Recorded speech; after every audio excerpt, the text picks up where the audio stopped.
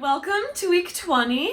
We are celebrating many things this evening. Our 20th episode of Marea and Friends, and the 25th year of life of Miss Elena Katz, the bassoonist of the Marea duo. Thank you for that introduction. So, happy birthday, lady. Yeah, and we are so excited to be here with everyone today, and I cannot think of a better way to spend my 25th birthday than with all the audience and with our collaborator this evening, Natalie Vargas Nedvetsky. She is seriously such an inspiration to us as a duo and really was a big inspiration in starting this series and a true artist. So it's going to be great to hear her piano playing and poetry reading throughout the program tonight. Yeah, and before we get started, you can take a moment and go to our website and purchase your virtual ticket for $5 or make a donation to the birthday girl. Oh, please. And you can follow the link in the description to purchase the ticket or make a donation, and it really means a lot to us and all the artists involved every week. Yeah, so let's get this program started, or should I say, already started. Yeah.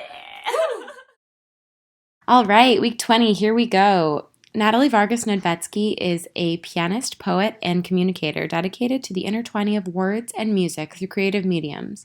Originally from Chicago, she studied piano performance at the Juilliard School and creative writing at Columbia University in the city of New York, and is now obtaining her master's degree at the Johns Hopkins University / Peabody Institute. She has been a laureate of several major international piano competitions and has performed across the U.S. and Europe in halls such as Carnegie Hall, Alice Tully Hall, Concert Noble Brussels, and more. In each of her solo piano performances, she combines poems and piano repertoire, creating a rich and surprising artistic journey for her audience. Natalie is the founder and artistic director of the Literary Music Series, a performing arts organization that champions the intertwining of art forms through live stream weekly performances / discussions and promotes the integration into the way we think and live our lives.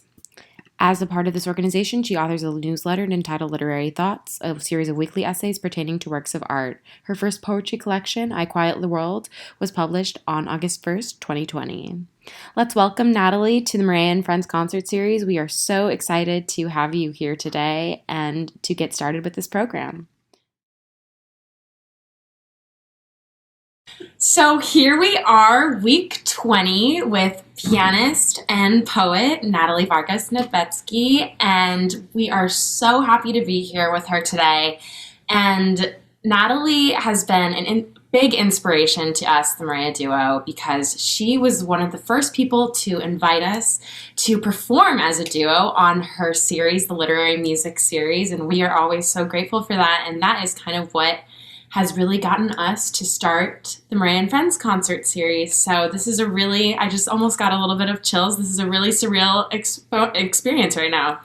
Yeah. I remember I was interviewing you last time. Yeah, exactly. I know. Yeah, it's so crazy. It's crazy. Back in June. Doing a literary music series, like right before. Yeah, that's, oh my gosh, it's like it coming full circle. Full circle. But if we could just start this little interview out, if you could just tell us a little bit about yourself, maybe where you're from, where you are now, and a little bit about, I guess, your musical life and your poetry life.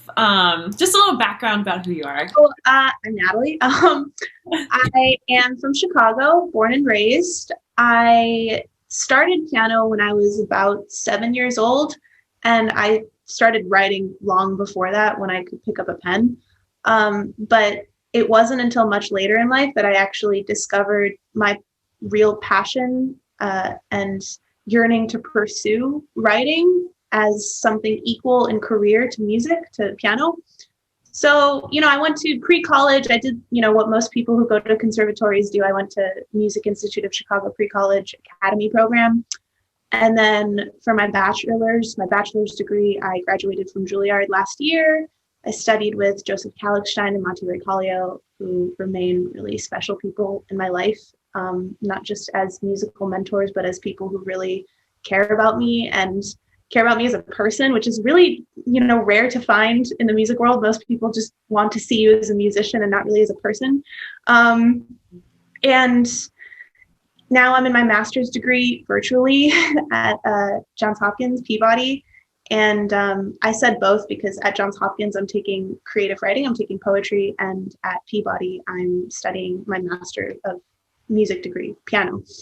And, as I said before, it was later in life that I discovered my, true passion for creating poetry, and how poetry and music truly align both inside of me, and I really feel as artistic forms. They are two sides to the same coin. And, when I came to that discovery, I started both,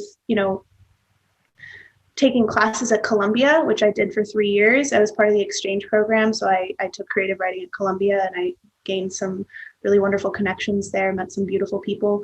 And, I started writing a poetry book, which came out last summer, I Quiet the World. And I started my season. That you sent me a copy to my apartment. It was the best surprise ever. Signed by the poet herself. Sorry, continue. Yeah, that was so sweet.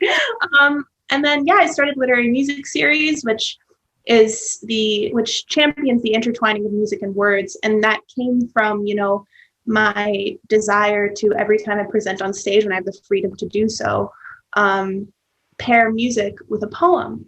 And I really feel that enhances the audience's experience, and it enhances my experience. So, through the past, 10 years, I guess, I've been, obviously performing solo recitals, chamber music. And it's really been in the last 2 or 3 years that I also started performing and writing poetry as seriously as I do piano. I mean, I'm not at the level, I'm not presenting poetry at Carnegie Hall like I presented piano at Carnegie Hall, but, I don't even think they present poetry at Carnegie Hall, but whatever the equivalent of that is, it's not there yet, but, I'm building both of them up at the same time. So the first piece on the birthday program tonight will be George Rochberg's duo for oboe and bassoon, and we'll be playing the third movement of this piece.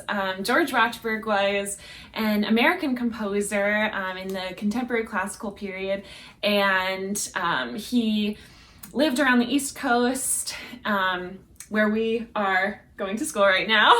So that's a little bit of a connection there. But and this was a duo that I wasn't really familiar with, but one of my really good friends, Josh Luertig, just introduced it to us and said, you have to check out the Rochberg. So here we are checking out the Rochberg and playing the third movement today. And it really has a march quality to it, and also moments of humor and satire, and really just ways for also the bassoon and oboe to express their colors and more lyrical sound qualities too. So it has it all. And so thank you, Josh, for introducing this piece to us.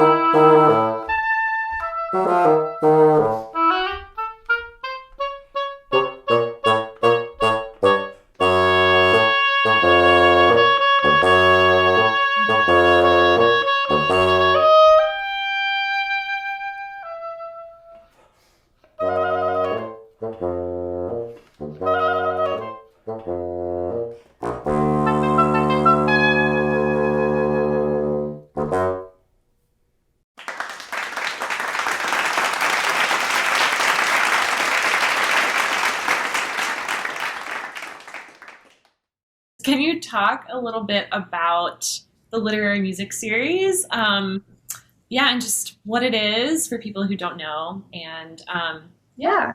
So Literary Music Series is an organization slash performing arts series that I started in April of last year. And it champions, as I said, the intertwining of music and words. So we have weekly performances every Friday at 8 p.m. Eastern. And the performer or group of performers like you, they would go on the show and they would play music and recite or, share works of either literature or poetry or some form of literary expression, and kind of curate the program so that it shows how the works of literature or poetry speak to and connect to the works of music. And it's all under this, overarching theme. And what's been really amazing to me as this series has been progressing and growing is that, as the director of the series, I make sure whenever I get a new performer to give them the artistic freedom to truly do whatever they want.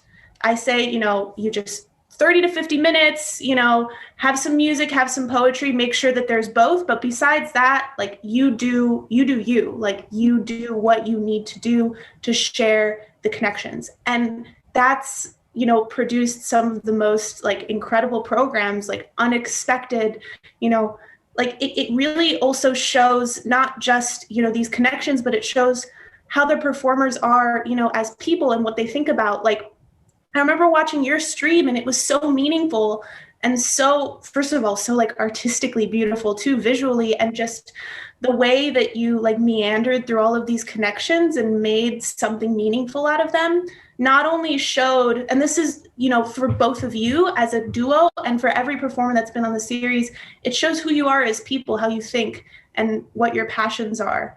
Because, it's not just, I wanted to step away from like the curated, hour and a half program with an intermission, no talking, no nothing, because of course, that's beautiful in its own way, but especially because we're entering this kind of new age, of course, with the pandemic, where there's no opportunity to perform in person, we want to connect more on an intimate level. And I feel like Literary Music Series provides that intimate connection to really get to know the person and how they feel about words and music. And it's expanding. We're starting a podcast in 2 months on that same concept, just having conversations like you and I are having about poetry and music. And once a month, I write an essay speaking on a work of art and how it connects to another work of art, both music and literature. So, it's like a passion project.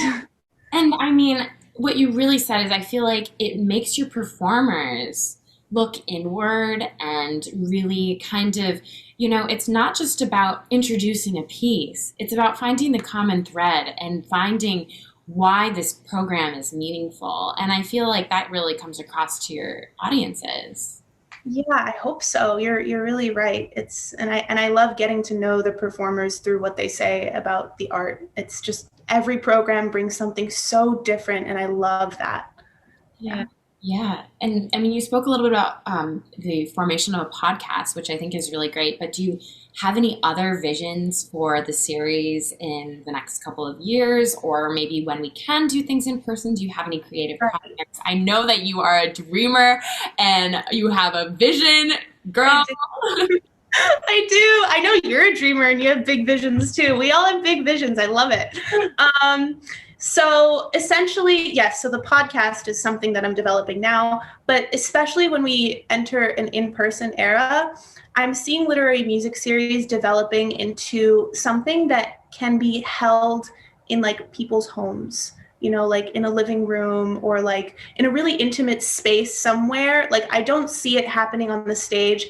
I see the concept happening like in, this is kind of big dreams, but like, you know, in multiple cities, like all over the world. And, you know, people kind of rent out their spaces if they have a piano or like a patio or something. And like maybe a group of like 12 to 13 people join. And, you know, the whole concept is, you know, it's basically going to intertwine like a poetry reading with like a very intimate kind of like group muse-esque classical concert.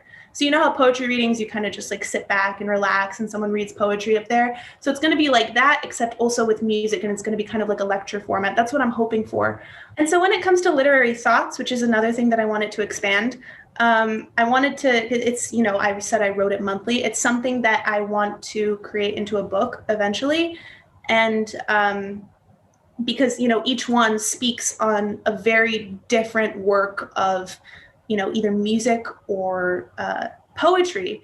And I speak to what I think the meaning behind it is and what I think it very intimately connects to. So I feel like that as, you know, like a short kind of book would be really cool. So those are kind of my dreams and goals for literary music series. I also hope eventually to, and sooner than later, emphasize a little bit more the poetry side of the series, because so far all of our performances except for one have been by classical musicians sharing their views on how they think poetry or literature connects to what they do. So especially this year, I'm recruiting more poets and essayists and novelists to talk about how they think their literary works connect to a work of music. So yeah, those are my big dreams that I hope happen someday. Yeah, I think it's so interesting, this whole like virtual world, and then you talking about sort of in person creating this in like a more intimate space where people can like connect more fully with the performers. And I think it's so interesting because in this virtual world, there's so many more opportunities for like audiences to connect to the performers in different ways than they could in like a concert hall or something.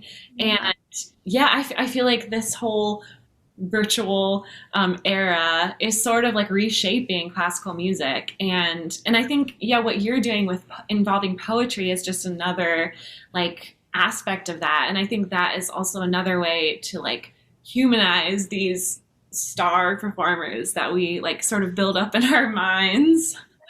Like I remember during the pandemic, like, oh, we're still in the pandemic, but like July or August, I remember sitting at home and like watching Yo-Yo Ma live stream from his living room, a performance. And I thought like, you know, that's so intimate. Like we're literally sitting with Yo-Yo Ma in his living room, like he's in his socks, like playing Bach. There's this real intimacy to that, you know, you never get when you see him play on stage and you're like in the back row. Of course, that's a different and equally, you know, different but beautiful experience. But you know, it's just you're sitting in your pajamas, Yo-Yo Ma's on your screen playing for you. And it's just, I feel like that's something really beautiful. And I know the pandemic forced us to do that, but I think that's something that we can capitalize on moving forward. Like that doesn't have to end. Yeah.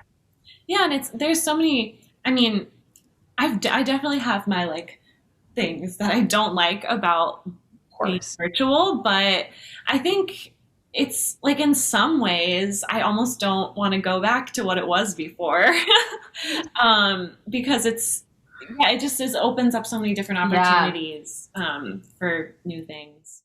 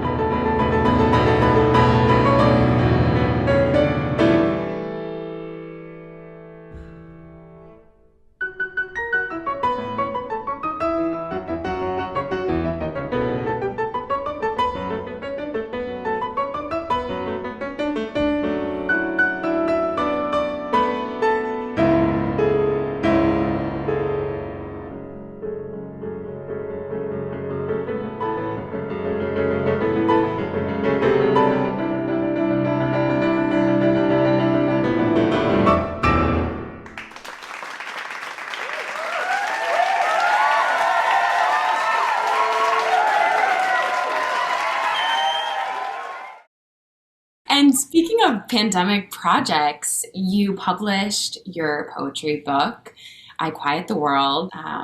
Could you just talk a little bit about some of your inspirations behind writing this and some of the creative process? And yeah. So essentially, this poetry book happened by accident because I basically made a compilation of all of the poems that I wrote like 2 to 3 years prior.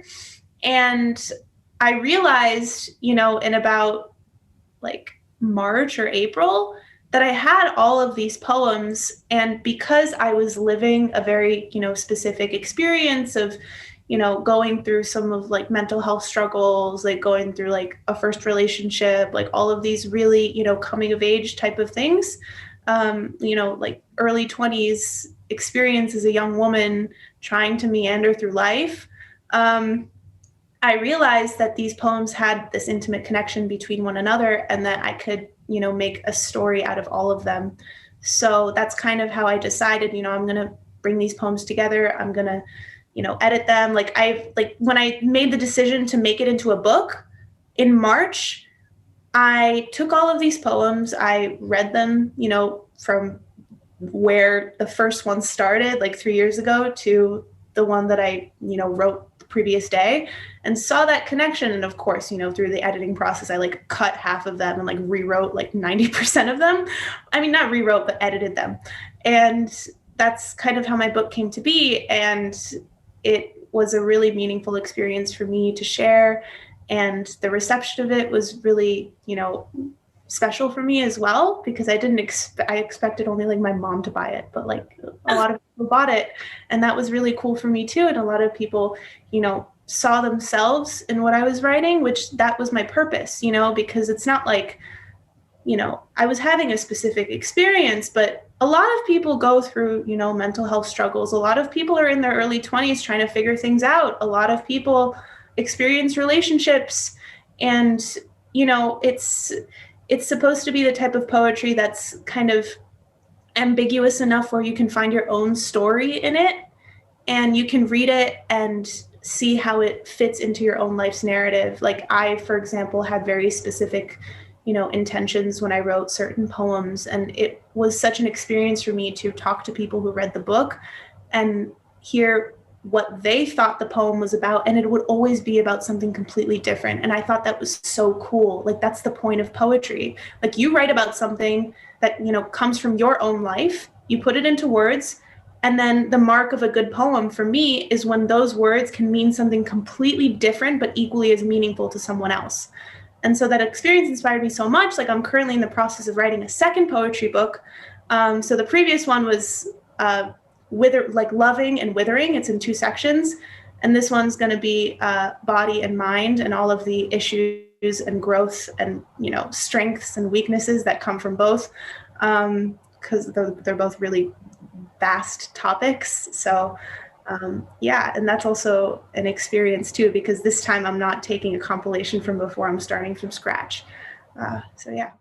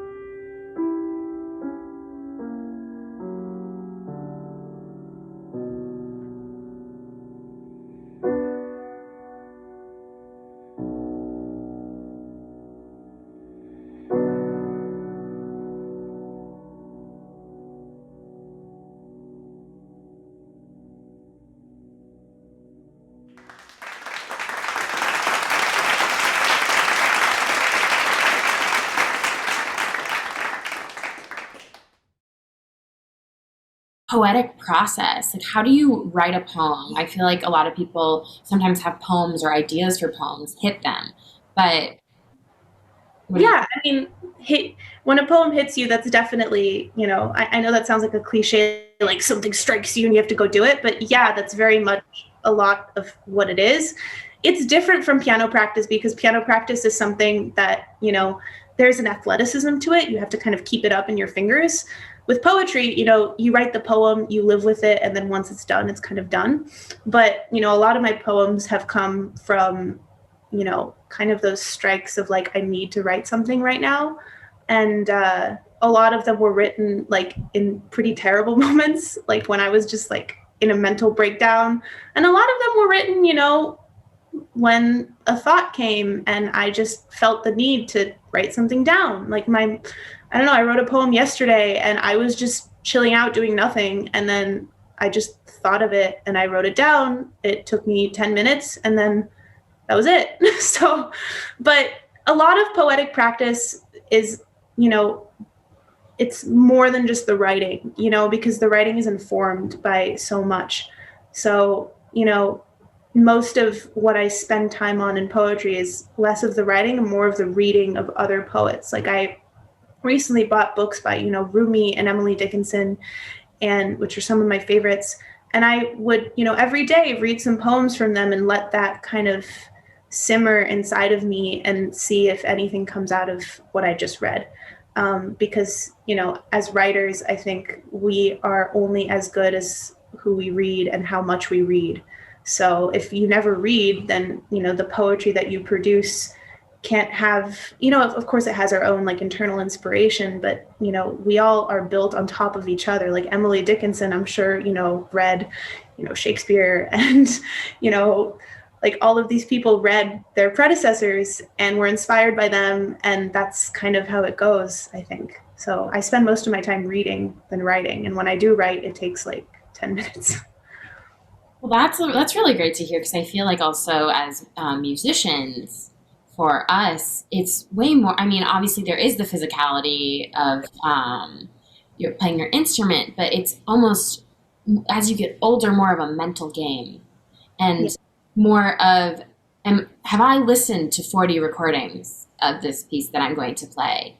Can I hear the music in my head? Can I hear the voices of other poets in my head of what they might do? It's like, can I inform my interpretation off of a whole sound world that I've completely investigated and having that curiosity? So that, I mean, just another music and poetry parallel. Exactly. Yeah, we're built on top of who came before us, and I feel like that's not unique to music and poetry. I think it comes from everyone. There's this concept of golden age thinking, like everything was better in a different era and we're inspired by that different era. And, that's the same for artists, visual artists. That's the same, I'm sure, for dancers, although I'm not going to speak for these people, but, I'm sure they also, take their time to study. It's really inspiring to be in this world and to like devote yourself to it as musicians and as writers and just as artists. It's like the best thing you can do for humanity, I think.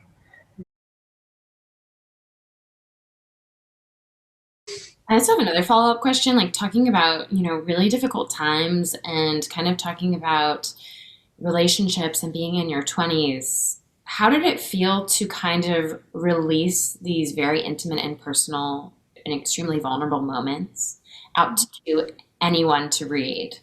Yeah, so if you asked me to do that like 2 years ago, I probably wouldn't because I would feel like scared or embarrassed. But I feel like the stigma around surrounding like being vulnerable as a human being, sharing your struggles that everyone goes through, but no one talks about.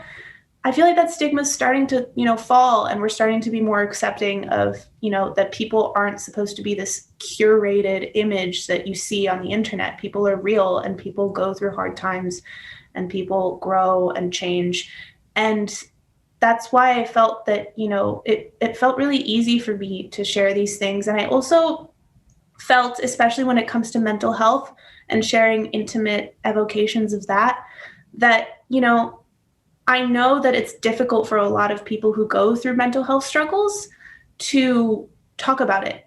And because now, I used to not, but because now I feel comfortable speaking like being vocal about it, I feel like I have a duty to talk about it because a lot of people can't.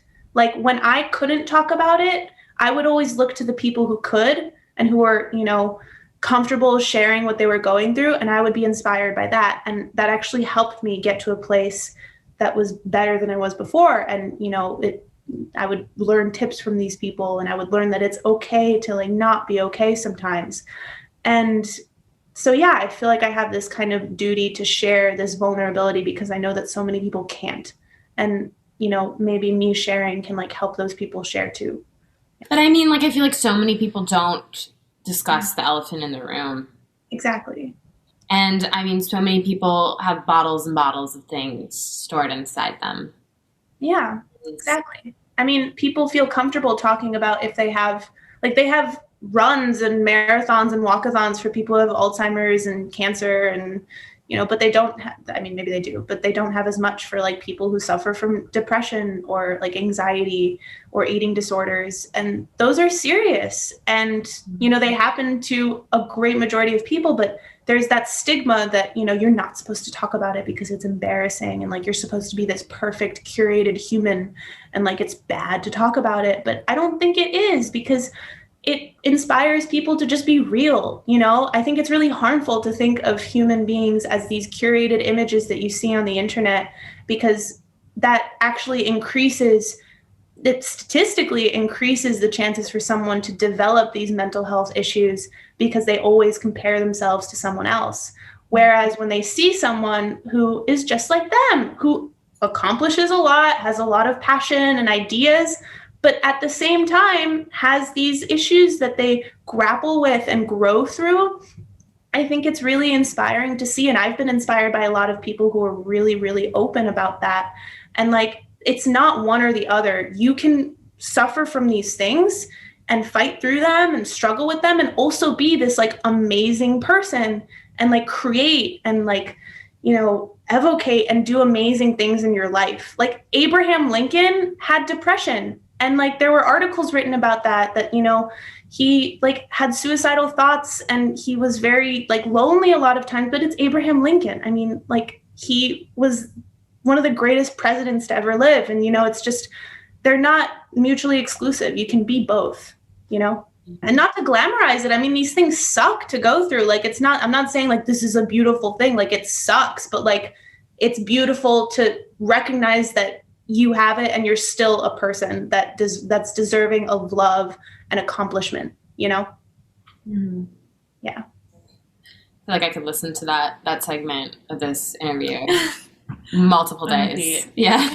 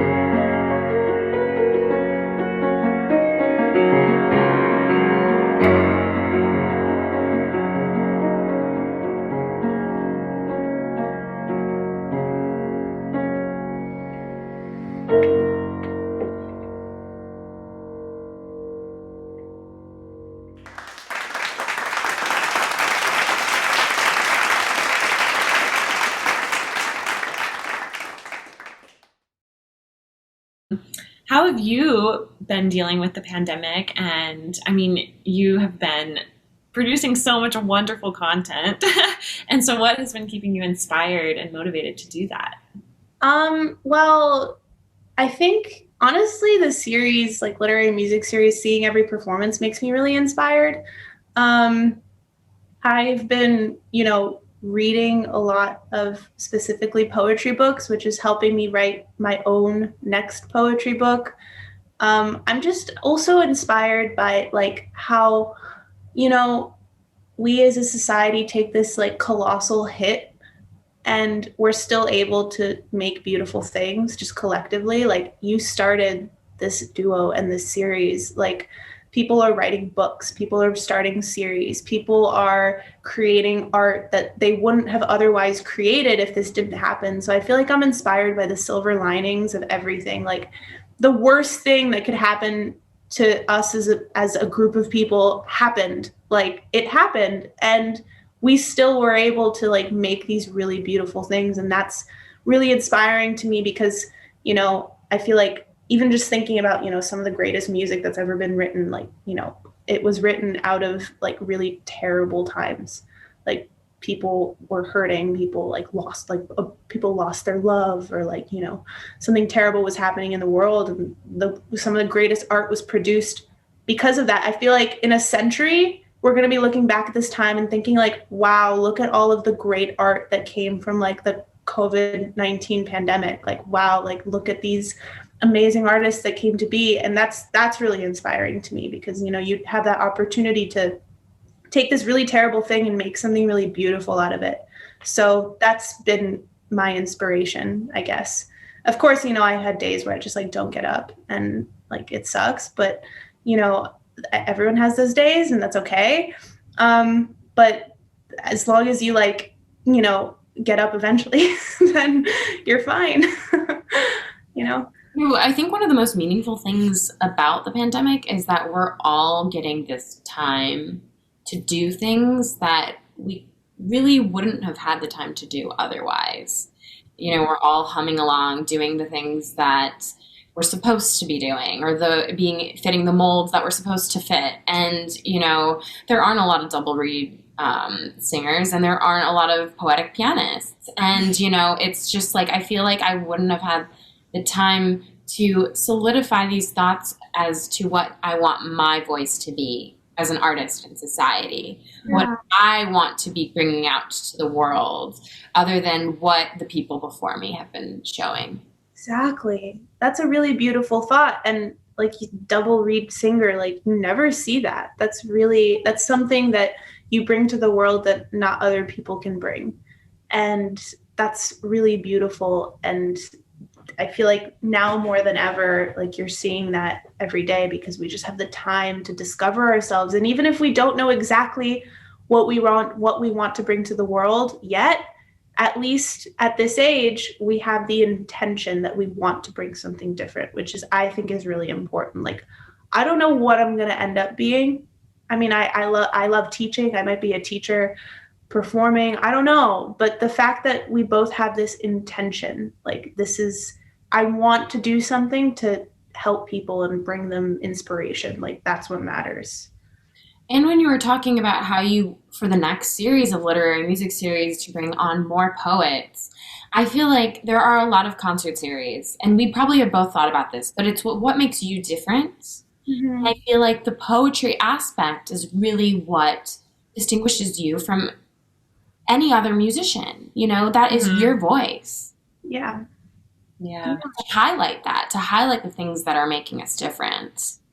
Yeah, you're inspiring me to like do more poetry. I'm gonna like finish my book.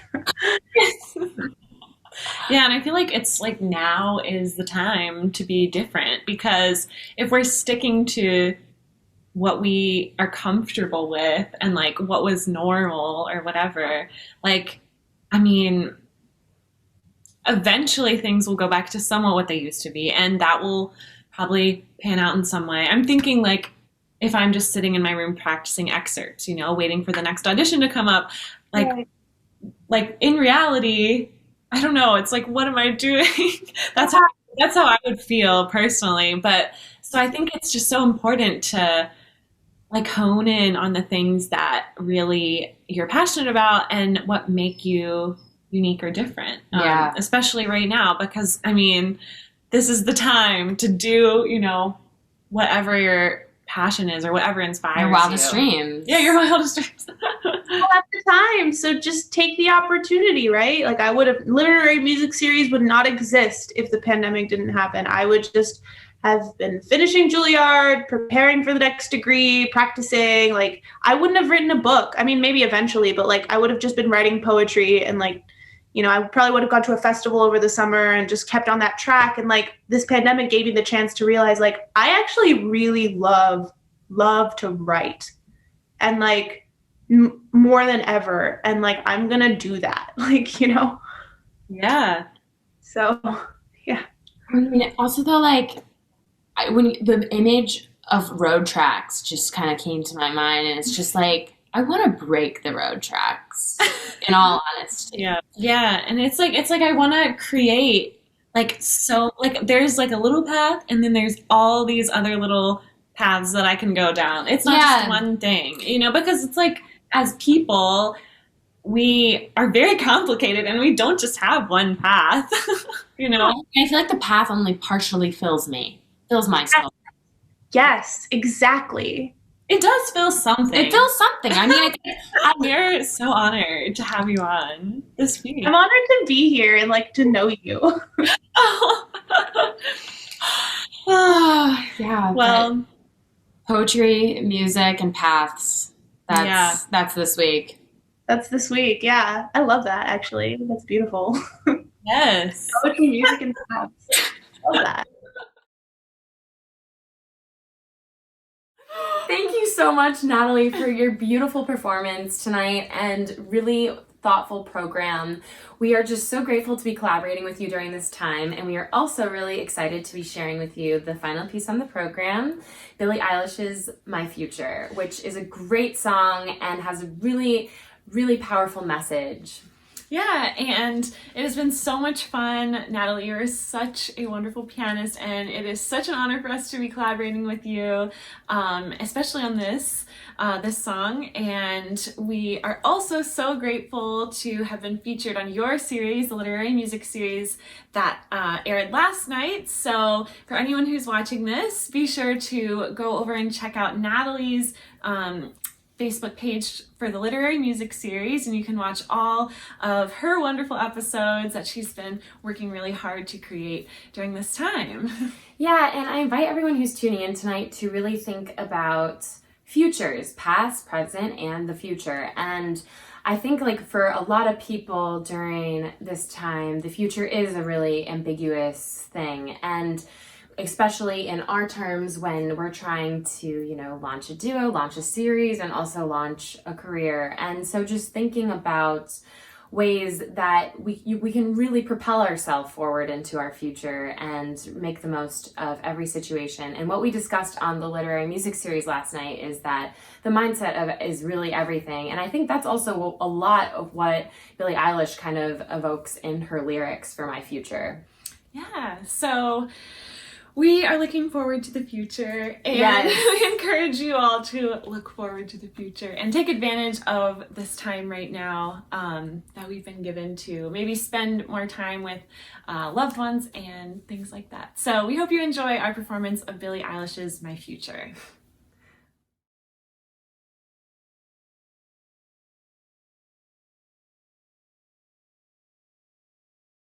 I can't seem to focus, and you don't seem to notice I'm not here. I'm just a mirror.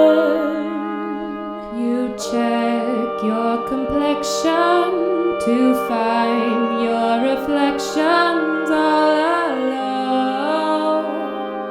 I had to go. Can't you hear me? I'm not coming home. Do you understand? I've changed my plans.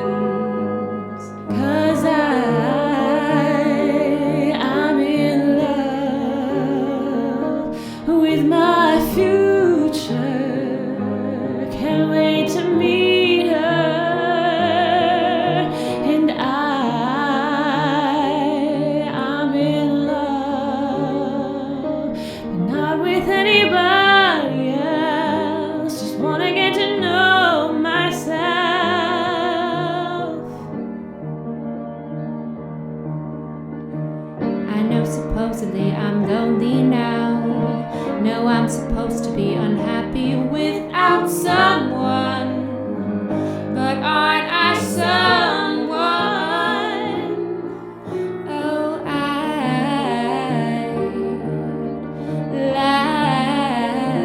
like to be your answer, 'cause you're so handsome.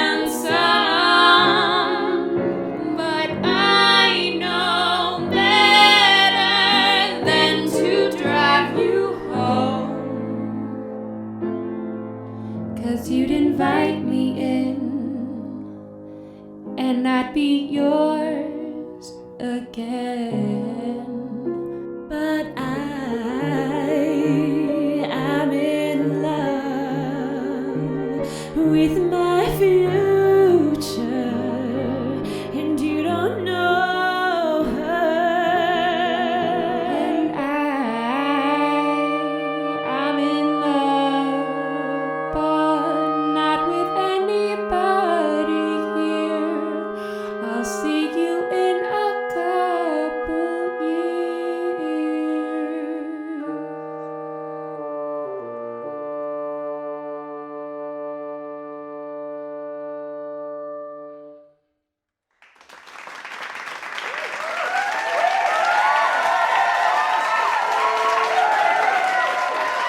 Thank you so much to everyone who tuned in and everyone who made this birthday really, really special. I mean, I never expected that my birthday would be on a virtual concert series with 3 birthday hats on my head and cupcake little glasses, but I would expect that you would be by my side. Yeah, it's been so much fun to be with you. And I'm so excited to be celebrating this on the Marea Yeah. and Friends concert series, which is crazy, but Crazy that fun. it's, yeah. And so, yeah, thank you to everyone who has made our 20th episode possible. And if you haven't had the chance, please check out our website and visit our ticket page. And really, every donation, contribution, and ticket really helps the artists and us grow to be bringing you virtual entertainment on a weekly basis. Yeah, next week we will be having the group Empire Wild join us. They are 3 phenomenal musicians. And recent winners of the Concert Artists Guild competition. Our horns cute. Yeah, hard. But please tune in next week. Same place, same time. And we look forward to seeing you. Yeah, thanks again, Natalie. And we will see you 7 p.m. next Saturday. Happy birthday, lady! After party!